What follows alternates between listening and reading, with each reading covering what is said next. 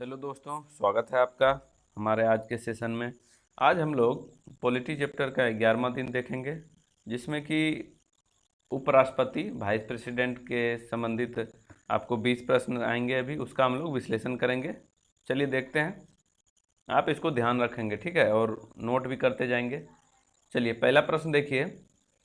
भारत के उपराष्ट्रपति की स्थिति की तुलना किस देश के उपराष्ट्रपति से की जा सकती है? तो भारत का जो उपराष्ट्रपति है उसकी तुलना किस देश के उपराष्ट्रपति से कर सकते हैं? तो दोस्तों इसको कर सकते हैं हम लोग संयुक्त राज्य अमेरिका यूएसए के उपराष्ट्रपति से। क्यों कर सकते हैं इसको हम लोग देख लेते हैं और बड़े विस्तार से भी देख लेंगे। इसमें दो बातें हैं, एक है समानता भी है और कुछ विषमताएं भी है। और समानता इधर करिए। तो इसमें क्या है कि भारत का जो वाइस प्रेसिडेंट है, या तो आप जानते हैं भारत की संसद का जो उच्च सदन है उसका सभापति होता है, मतलब राज्यसभा का सभापति होता है। और जब आप पढ़ेंगे तो यूएसए का जो उच्च सदन है वह सीनेट होता है। तो सीनेट का जो सभापति होता है वह भी वहाँ का उपराष्ट्रपति होता है। ठीक है, अब अगला देखिए। इसमें क्या होता है भारत में कि जब राष्ट्रपति का पद किसी भी कारण से अगर खाली हो तो उसको उसके जगह पर उपराष्ट्रपति कार्य करता है। सेम कंडीशन वहाँ भी है कि अगर उपराष्ट्रपति किसी भी तरह से अगर पद खाली है तो वहाँ पर उपराष्ट्रपति कार्य करेगा। तो इस हिसाब से आपका सबसे सटीक हो गया यूएसए। तो फिर अब कुछ असमानताएं भी हैं। असमानता क्या है? उसमें क्या है कि अब देखिए उपराष्ट्रपति जो है अपने यहाँ कितने साल का, 5 साल के लिए बनता है, लेकिन जब आप पढ़ेंगे तो यूएसए में 4 साल के लिए बनता है। ठीक है, उसके बाद और एक सबसे मुख्य बात है, इसको बहुत अच्छे से याद रखिए आप लोग। इसमें क्या है कि भारत का जो राष्ट्रपति है अगर उसका पद खाली होता है, चाहे उपराष्ट्रपति है, अगर राष्ट्रपति का पद खाली है तो अधिकतम 6 माह तक ही उपराष्ट्रपति उसके जगह पर कार्य करता है, क्योंकि 6 माह बाद उसको चुनाव कराना पड़ता है। राष्ट्रपति की जगह पर उपराष्ट्रपति अधिक से अधिक 6 माह ही कार्य करेगा। लेकिन अगर अमेरिका की कंडीशन में देखेंगे तो वहाँ का राष्ट्रपति के जगह पर अगर उपराष्ट्रपति कार्य करता है तो उस राष्ट्रपति का कार्यकाल जब तक है तब तक कार्य कर सकता है उसके बदले में। तो कुछ इसमें हम लोग समानता और असमानता देख लिए। उम्मीद है आपको बहुत अच्छे से समझ आया होगा। आगे बढ़ते हैं। उपराष्ट्रपति पद की अर्हता के संबंध में क्या सही नहीं है? ठीक है, तो इसको विकल्प में देखना पड़ेगा। विकल्प है वह भारत का नागरिक हो, बिल्कुल ये तो होना ही चाहिए। वह कम से कम 35 वर्ष की आयु का हो, चाहे प्रेसिडेंट हो चाहे वाइस प्रेसिडेंट हो, 35 वर्ष तो होना ही चाहिए। राज्यसभा का सदस्य हो, देखिए ये कंडीशन जो है यह जरूरी नहीं है और इसका कंडीशन में शामिल भी नहीं है, क्योंकि उपराष्ट्रपति जो है यह किसी भी संसद का किसी भी सदन का सदस्य होना अनिवार्य नहीं है, मतलब होना नहीं चाहिए। किसी भी सदन का ये सदस्य नहीं होना चाहिए, या फिर किसी भी राज्य का विधानमंडल का भी सदस्य नहीं होना चाहिए। ये फ्री आदमी चाहिए, फ्रेश, या किसी भी लाभ का पद का भी जो है स्थान नहीं करना चाहिए, क्योंकि आप जब अनुच्छेद पढ़ेंगे तो उसमें इसके योग्यता और अयोग्यता जो भी है उसके बारे में इसका विश्लेषण किया गया है। ठीक है, नेक्स्ट है उपराष्ट्रपति के संबंध में निम्न में से कौन सा कथन सही है? चलिए देख लेते हैं। वह लोकसभा का पदेन अध्यक्ष होता है, नहीं। वह राज्यसभा का पदेन अध्यक्ष होता है, हाँ ये सही है, क्योंकि अनुच्छेद आप 64 या 89 दोनों में एक में कहा गया है कि राज्यसभा उपराष्ट्रपति के बारे में पहले 64 में है उपराष्ट्रपति की तरफ से कि यह राज्यसभा का सभापति होगा, और 89 में राज्यसभा का सभापति और उपसभापति दोनों का वर्णन में जब सभापति की बारी आती है तो उसमें कहा गया है कि उपराष्ट्रपति उसके पद पर कार्य करेगा। ठीक है, तो आंसर इसका बी हो गया। नेक्स्ट है उपराष्ट्रपति का चुनाव करने वाली निर्वाचन संस्था के सदस्य कौन होते हैं? मतलब निर्वाचक मंडल के सदस्य कौन होते हैं?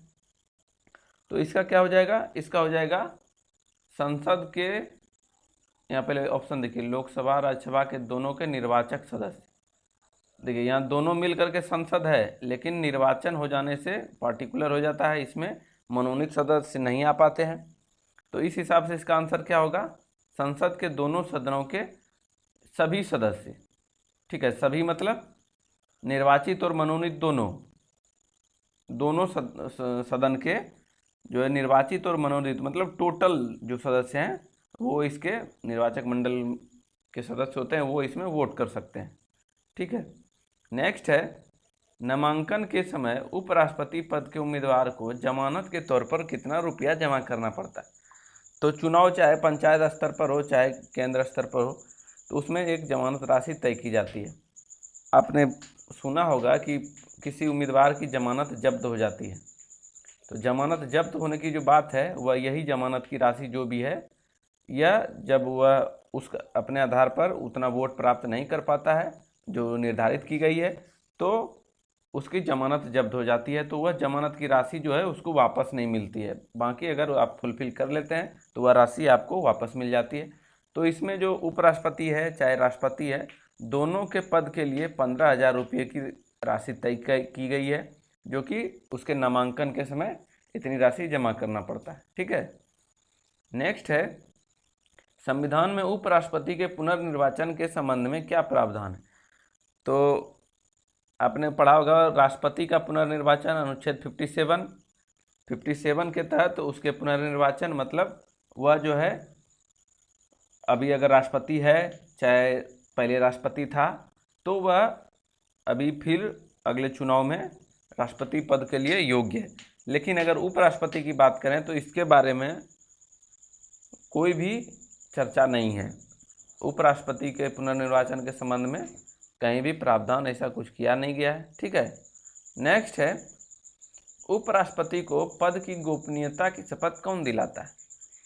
तो उपराष्ट्रपति को जो है आप राष्ट्रपति का हमेशा तुलना करके पढ़िए तो दोनों का याद रहेगा। राष्ट्रपति का जो है गोपनीयता की शपथ मुख्य न्यायाधीश दिलाता है, सुप्रीम कोर्ट का मुख्य न्यायाधीश, लेकिन उपराष्ट्रपति को जो शपथ दिलाता है उसके पद ग्रहण से पहले वो राष्ट्रपति करता है, राष्ट्रपति उसको शपथ दिलाता है, ठीक है। नेक्स्ट है, भारत के उपराष्ट्रपति को 4 लाख रुपया प्रति माह वेतन मिलता है, ठीक है। 5 लाख रुपया किसको मिलता है, राष्ट्रपति को, और 4 लाख रुपया उपराष्ट्रपति को। निम्न में से किसके समान भत्ता मिलता है। तो भत्ता की बात की जा रही है तो वेतन हो गया। भत्ता मतलब वही जो कि जैसे दैनिक भत्ता, आने जाने का यात्रा भत्ता, फिर ऑफिस खर्चा, कार्यालय भत्ता, ऐसे करके है। तो यह सब जो भत्ता है यह किसी भी एक जैसे संसद का कोई भी जो सदस्य है, कोई भी सांसद, उसके बराबर मिलेगा, ठीक है। किसी भी सांसद के बराबर उसको भत्ता मिलता है। नेक्स्ट है, भारत के उपराष्ट्रपति को पदच्युत करने का प्रस्ताव प्रस्तावित किया जा सकता है। तो आप जानते हैं कि भारत का उपराष्ट्रपति जो है उच्च सदन यानी राज्यसभा का सभापति होता है। तो इसका जो पदच्युत करने का जो प्रस्ताव है यह राज्यसभा में ही पारित किया जाता है, ठीक है। राज्यसभा मतलब ऑप्शन डी है। तो राज्यसभा में पारित किया जाएगा। राज्यसभा के कुल सदस्य चाहे अगर अभी वर्तमान में कम भी हो तो लेकिन टोटल होना चाहिए। तो टोटल सदस्य में बहुमत द्वारा, टोटल सदस्य के बहुमत द्वारा राज्यसभा से पारित किया जाएगा, ठीक है। उसके बाद लोकसभा भी उस जो प्रस्ताव पारित किया गया उस पर लोकसभा का भी सहमत होना जरूरी है। वहाँ पर प्रस्ताव वहाँ पर पेश नहीं किया जाएगा, पारित नहीं किया जाएगा, पारित राज्यसभा में किया जाएगा, लेकिन उस प्रस्ताव पर लोकसभा का सहमत होना आवश्यक है। तो इसका आंसर क्या हो गया, आंसर हो गया ऑप्शन डी। नेक्स्ट है, जब उपराष्ट्रपति राष्ट्रपति का कार्य संभालता है तो क्या कंडीशन है, देखिए, वह राज्यसभा के सभापति के रूप में कार्य करेगा, नहीं, उसे राष्ट्रपति पद के सभी विशेषाधिकार और भत्ते प्राप्त होंगे, ये सही है। उसके बाद है, वह राष्ट्रपति तथा उपराष्ट्रपति दोनों की शक्तियों का प्रयोग कर सकता है, नहीं। अगर तो इसका आंसर हो गया, वह राष्ट्रपति के पद के सभी विशेषाधिकार और भत्ते प्राप्त करेगा। मतलब अगर राष्ट्रपति उपराष्ट्रपति अगर राष्ट्रपति के जगह पर चला गया तो वह सिर्फ राष्ट्रपति का पद का जो भी अधिकार है, कर्तव्य है, उसका निर्वहन करेगा, न कि उपराष्ट्रपति का करेगा या राज्यसभा का सभापति का करेगा। ये दोनों में से किसी का नहीं करेगा, सिर्फ एक पद के लिए कार्य करेगा और उसी के अनुसार इसको वेतन और भत्ता प्राप्त होगा। ठीक है। नेक्स्ट है, जब उपराष्ट्रपति राष्ट्रपति के कार्यों को संभालता है तो उस दौरान राज्यसभा का सभापति पद पर कौन कार्य करता है? तो इसका आंसर हो जाएगा, देखिए राज्यसभा का सभापति और उपसभापति दोनों होते हैं। तो सभापति अगर हट गया वहाँ से तो उसका उपसभापति वहाँ पर कार्य करेगा, राज्यसभा का उपसभापति कार्य करेगा। लेकिन एक बात यहाँ पर ध्यान रखिए कि चूंकि यहाँ पर उपराष्ट्रपति का पद खाली हो रहा है तो उपराष्ट्रपति चला गया राष्ट्रपति पद पे, लेकिन कि अब यहाँ पर उपराष्ट्रपति के पद पर कौन कार्य करेगा इसके बारे में संविधान में किसी भी प्रकार का कोई उल्लेख नहीं है कि उपराष्ट्रपति का पद अगर राष्ट्रपति के पद के भरने के कारण खाली हुआ हो तो अब यहाँ पर कौन कार्य करेगा इसके बारे में कहीं भी कोई प्रावधान नहीं है।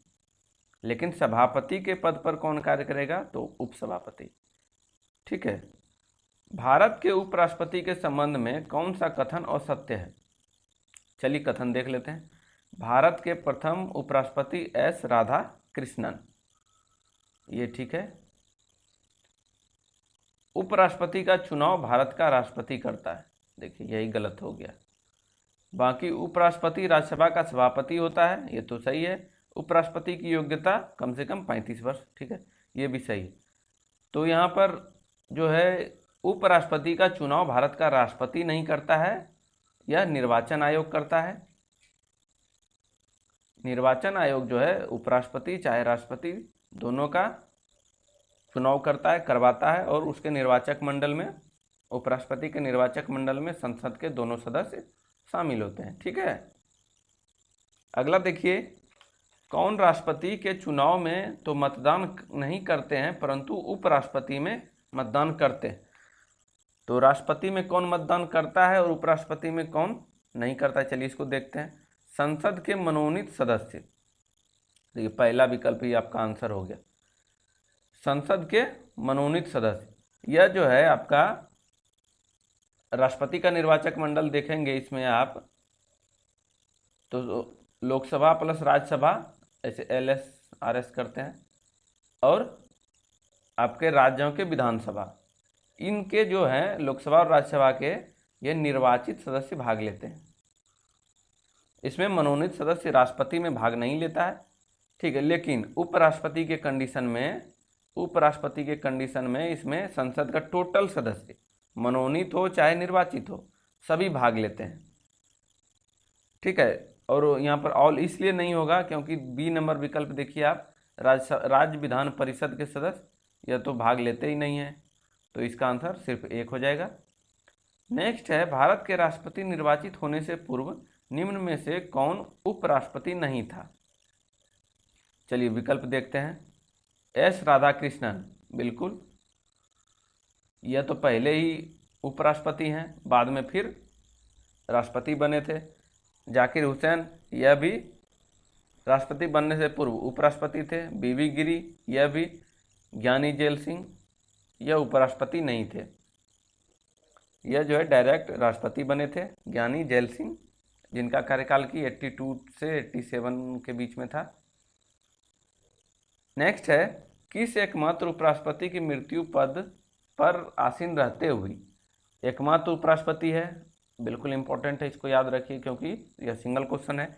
उपराष्ट्रपति की मृत्यु उसके पद पर हुई, तो यह जो कृष्णकांत थे, कृष्णकांत जिनका की कार्यकाल आपका हो जाएगा 97 से 2002, कार्यकाल 97 से 2002, यह एकमात्र उपराष्ट्रपति थे जो कि अपने पद पर रहते हुए इनकी मृत्यु हुई थी। इनसे पहले कौन थे? KR नारायणन, और इनके बाद वाले उपराष्ट्रपति कौन हुए? भैरों सिंह शेखावत। ठीक है।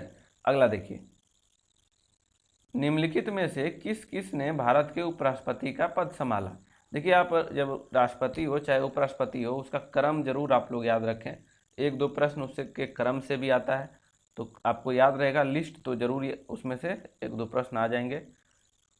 देखिए पहला है मोहम्मद हिदायतुल्लाह, इसने आप जानते होंगे, यह जो थे मुख्य न्यायाधीश थे, इन्होंने राष्ट्रपति का पद भी संभाला था 30-35 दिन के लिए 69 में। और उसके बाद अगला देखिए, उसके बाद है फखरुद्दीन अली अहमद,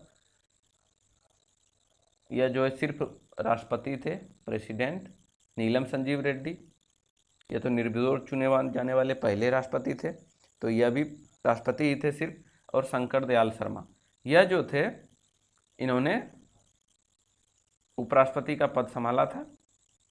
ठीक है, तो 1 और 4 आपका विकल्प में है, 1 और 4 किस में है, देखिए बी में है। नेक्स्ट है, अपनी पदावधि समाप्त होने से पूर्व उपराष्ट्रपति को उसके पद से हटाने का अधिकार किसे? तो देखिए इसमें जो चुनेगा वही हटाएगा, तो चुनता कौन है? संसद। ठीक है, संसद चुनता है तो संसद ही हटाएगा। संसद में अगर हटाने में देखेंगे तो पहले राज्यसभा में प्रस्ताव पारित होगा अगर महाभियोग तरीके से अगर किया जाए, और फिर उसको लोकसभा में उसका सहमति प्राप्त है। तो अगर उसको हटाने की बात करें तो इसका संसद हो जाएगा आंसर। नेक्स्ट है, भारत के उपराष्ट्रपति बनने के पहले डॉक्टर एस राधाकृष्णन द्वारा धारित पद था। मतलब उपराष्ट्रपति बनने से पहले उपराष्ट्रपति कौन थे? राधाकृष्णन। तो उससे पहले उसकिस पद पर थे? तो जब इनका चुनाव 13 मई 1952 को उपराष्ट्रपति के पद पर हो जाता है, तो उस समय ये रूस के मॉस्को में, जो कि राजधानी है वहाँ की, तो मॉस्को में ये जो है भारत के राजदूत रहते हैं। तो भारत के राजदूत के पद पर, मतलब सोवियत संघ, उस समय तो सोवियत संघ था, 1991 के बाद वह अलग होकर के रूस बना है, सोवियत संघ से अलग हो गया। तो इसमें से इसका आंसर डी हो जाएगा। ठीक है, अगला देखिए, उपराष्ट्रपति का निर्वाचन कैसे होता है? तो उपराष्ट्रपति का निर्वाचन जो है वह अप्रत्यक्ष रूप से होता है। निर्वाचन में आपने पढ़ा होगा एकल संक्रमणीय पद्धति और अनुपातिक विधि द्वारा। तो यह जो है अप्रत्यक्ष रूप से होता है। एकल संक्रमणीय मतलब इसके क्रम में आप देखेंगे अगर 4 राष्ट्रपति के पद पर अगर क्या बोलते हैं उम्मीदवार खड़ा है, तो इसमें क्रम के रूप से इस पर वोट होता है, ना कि सिर्फ एक को। इसमें इसको बोल सकते हैं आप प्रायोरिटी के आधार पर 1 2 3 4 ऐसे उम्मीदवार को चुन करके, और अप्रत्यक्ष रूप से होता है। तो इसका आंसर बी हो जाएगा।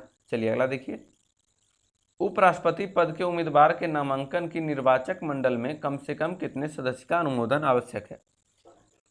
तो राष्ट्रपति और उपराष्ट्रपति, राष्ट्रपति में आपको 50-50 चाहिए, 50 प्रस्तावक 50 अनुमोदक। लेकिन अगर वाइस प्रेसिडेंट मतलब उपराष्ट्रपति की बात करें तो इसमें आपका 20-20 चाहिए, 20 प्रस्तावक और 20 अनुमोदक, जो कि संसद सदस्य ही होते हैं। अनुमोदक जो है बाहर के कोई भी व्यक्ति नहीं होते हैं, वह एक संसद के सदस्य ही होते हैं, वह एक सांसद ही होते हैं जो कि उनके प्रस्तावक या अनुमोदक बन सकते हैं। और इसकी राशि के बारे में तो हम पढ़ ही चुके हैं, 15,000 रुपये जमानत राशि दोनों की एक समान होता है। ठीक है, चलिए दोस्तों, धन्यवाद, मिलते हैं अगले वीडियो में।